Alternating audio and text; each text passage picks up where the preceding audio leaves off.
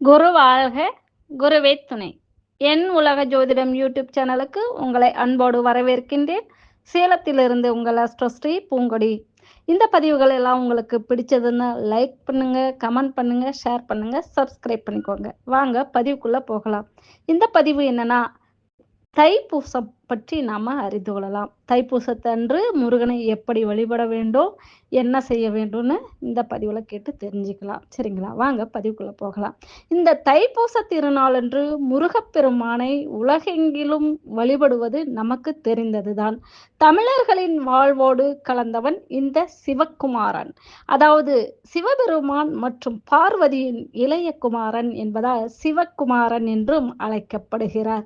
இவரை சாதாரணமாக சிவனின் மகன் என்று மட்டும் சொல்லிவிட முடியாது. முருகனுக்கென்று ஏராளமான பெருமைகளும் பராக்கிரமங்களும் இருக்கின்றன. தேவர்களின் சேனாதிபதி இவன். தேவர்களுக்கே சேனாதிபதியாக திகழ்ந்தவர்தான் இந்த முருகப்பெருமான். ஆம், தேவர்களுக்கும் ரிஷி முனிவர்களுக்கும் பெரும் தொல்லை கொடுத்து கொண்டிருந்தான் சூரபத்மன் என்னும் அரக்கன்.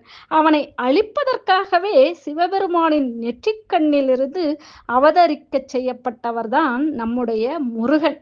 6 படைகள் தான் இவனது வீடுகள். மற்ற எல்லா நாட்களிலும் எல்லா முருகன் கோவில்களிலும் ஒரே மாதிரியான பூஜைகள் நடைபெறும். ஆனால் தைப்பூசம் என்பது அப்படியல்ல. எல்லா முருகன் கோவில்களிலும் சிறப்பு பூஜைகள் நடைபெறும். ஆனால் மற்ற ஆலயங்களை விட முருகனின் 6 படை வீடுகளில் தைப்பூசத்துக்கென்று சிறப்பு அபிஷேகங்கள், பூஜைகள், வழிபாட்டு முறைகள் உண்டு. இந்த தைப்பூசத்தன்று தொட்ட காரியமெல்லாம் துலங்கும் என்று பெரியோர்கள் சொல்ல கேட்டிருப்போம். அது வெறும் வாய்மொழி வார்த்தை கிடையாது. தை மாதத்தில் பூச நட்சத்திரத்தில் பௌர்ணமியும் சேர்ந்து வருகிற நாளைத்தான் நாம் முருகனுக்காக தைப்பூச திருவிழாவாக கொண்டாடுகிறோம்.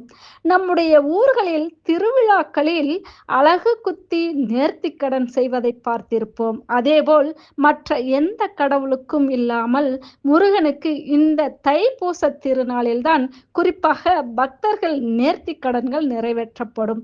அதில் மிக முக்கியமானதாக சொல்ல வேண்டுமென்றால் வேல் எடுத்தல், நாக்கில் வேல் குத்துதல், அதாவது அலகு குத்துதல், பால் காவடி, பன்னீர் காவடி, புஷ்ப காவடி என விதவிதமான காவடி எடுத்தும் நேர்த்திக்கடன் செலுத்துவார்கள். முருகனுக்கு நிறைய பெயர்கள் இருப்பது நமக்கு தெரிந்ததுதான். ஆனால் வேல் முருகன் என்ற பெயர் எப்படி வந்தது தெரியுமா? ஈசன் முருகனுக்கு உயிரை கொடுத்தான். ஆனால் பார்வதி தேவியோ தந்தையிடம் கோபித்து கொண்டு பழனியில் ஆண்டியாக நின்ற முருகனின் கையில் ஒரு வேலை கொடுத்தார். அதோடு இந்த வேலை இன்று முதல் காப்பாயாக, இந்த வேல் என்றும் உனக்கு துணையாக இருக்கும் என்றும் கூறினாராம். அதன் மூலம்தான் வேல் முருகன் என்று அழைக்கப்பட்டார். அதனால் பார்வதி வேல் கொடுத்த திருநாள்தான் தைப்பூச திருநாள். நம்முடைய இன்னல்களை தீர்க்கும் தைப்பூச விரத தினத்தன்று எப்படி விரதம் இருக்க வேண்டும் என்று விரிவாக பார்க்கலாம். தைப்பூச விரத தினத்தன்று மனதில் என்ன நினைத்து வேண்டுகிறோமோ அது அப்படியே நிறைவேறும்.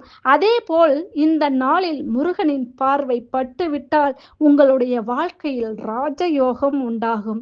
பொதுவாக தீவிர முருக பக்தர்கள் எல்லோருமே மார்கழி மாத தொடக்கத்திலேயே தங்களுடைய தைப்பூச விரதத்தை தொடங்கி விடுவார்கள். கழுத்தில் துளசி மாலை அணிந்து விரதத்தை தொடங்குவார்கள். நாள் முழுக்க திருப்புகழோ, கந்த சஷ்டியோ, சரவண சஷ்டியோ பாடிக்கொண்டிருப்பது மிகவும் நல்லது. மாத கணக்கில் விரதம் இருக்க முடியாமல் தைப்பூச நன்னாளில் மட்டும் விரதம் இருப்பவர்கள் தான் மிக அதிகம். அப்படி அந்த குறிப்பிட்ட நாளில் மட்டும் விரதம் இருப்பவர்கள் அந்த நாள் முழுக்க வெறும் தண்ணீர் தவிர வேறு எந்தவித உணவையும் சாப்பிடக்கூடாது. அந்த நாளின் இறுதியில் சூரிய அஸ்தமனத்துக்கு பின் ஓம் சரவண பவ என்ற மந்திரத்தை சொல்லி விரதத்தை முடிக்க வேண்டும். தீராத நோய்களையும் தீர்த்து வைக்கும் ஆற்றல் தைப்பூச விரதத்துக்கு உண்டு என்று சொல்வார்கள். அப்படி நீண்ட நாட்களாக குணமாகாமல் ஏதேனும் நோயால் அவதிப்படுபவராக இருக்கிறவர்கள் முருகனை வேண்டிக் கொண்டு ஏதேனும் ஒரு காவடி எடுத்தால் தீராத நோயும் தீர்ந்து போகும் என்கிறார்கள். வாழ்க்கை என்பது பந்தயம் அல்ல, ஓடிச் சென்று முதலிடம் பிடிக்க. வாழ்க்கை ஒரு அழகான பயணம்.